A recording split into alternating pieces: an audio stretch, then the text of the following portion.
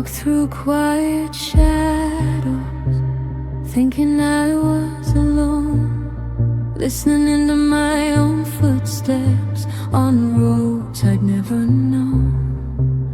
But something started glowing, soft and far away, not rushing, not demanding, just waiting for my gaze.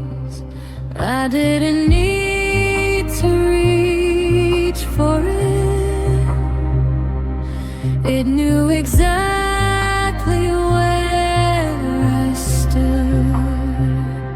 The light is coming closer, slowly calling my name, not here to judge my